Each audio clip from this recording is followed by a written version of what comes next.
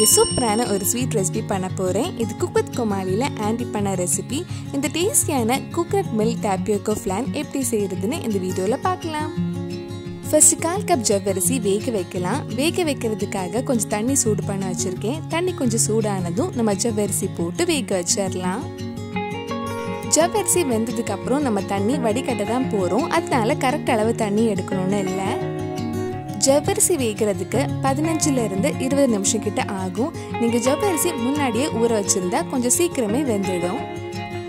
ஜவ்வரிசி வெந்ததுக்கு அப்புறம் அது ஒட்டாம இருக்கிறதுக்காக இந்த மாதிரி வடிகட்டி ஒரு வாட்டி பச்சை தண்ணியில வாஷ் பண்ணி எடுக்கலாம். இன்னொரு பவுல்ல 2 முட்டை எடுத்திருக்கேன். இது கூட 4 டேபிள் ஸ்பூன் சுகர் ஆட் பண்ணலாம். உங்களுக்கு புட்டிங்ல எவ்வளவு இனிப்பு வேணுமோ அதுக்கு ஏற்ற மாதிரி நீங்க சுகர் ஆட் பண்ணிக்கோங்க. சுகர் நல்லா கரையிற வரைக்கும் நல்லா பீட் பண்ணி எடுக்கலாம். நம்ம சேனல்ல இதுக்கு முன்னாடி நிறைய sweet recipe, pudding recipe, cook with கோமாளியோட ரெசிபிஸ் எல்லாம் பண்ணியிருக்கேன். நீங்க இன்னும் அந்த ரெசிபிஸ் எல்லாம் பார்க்கலைன்னா அதோட லிங்க் டிஸ்கிரிப்ஷன்ல இருக்கு. மறக்காம அந்த ரெசிபிஸும் போய் பாருங்க.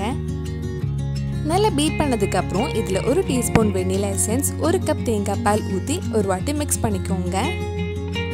1 கப் தேங்காய் பால் நான் முதல் தேங்காய் பாலும் 2வது தேங்காய் பாலும் மிக்ஸ் பண்ணி எடுத்திருக்கேன். ஒரு வாட்டி மிக்ஸ் பண்ணதுக்கு அப்புறம் நம்ம அது வடிகட்டி எடுத்துடலாம்.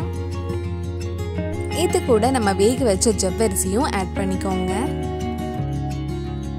எல்லாமே ரெடி பண்ணியாச்சு. இனி கொஞ்சம் சுகர் கேரமலைஸ் பண்ணதும் நம்ம இது வேக வச்சிடலாம். சுகர் கேரமலைஸ் பண்றதுக்காக ஒரு சின்ன பேன்ல 4 டேபிள் ஸ்பூன் சுகர் எடுத்திருக்கேன். அது கூட 1 டேபிள் ஸ்பூன் தண்ணி ஆட் பண்ணலாம். உடனே மிக்ஸ் பண்ண வேண்டாம். சுகர் மெல்ட் ஆகி கொஞ்சம் கோல்டன் கலர் ஆனதும் நம்ம மிக்ஸ் பண்ணலாம். இந்த மாதிரி நல்ல கோல்டன் கலர் ஆனதும் நம்ம எந்த பாத்திரத்துல வேக வைக்கிறோமோ அதுல உடனே ஊத்தலாம். இது நல்லா ஆனதும் இது கிறிஸ்டல் மாதிரி ஆயிடும். இனி இதுல நம்ம ரெடி பண்ணி வச்சிருந்த தேங்காய் பால் ஜவ்வரிசி ஊத்தி வேக வச்சிடலாம்.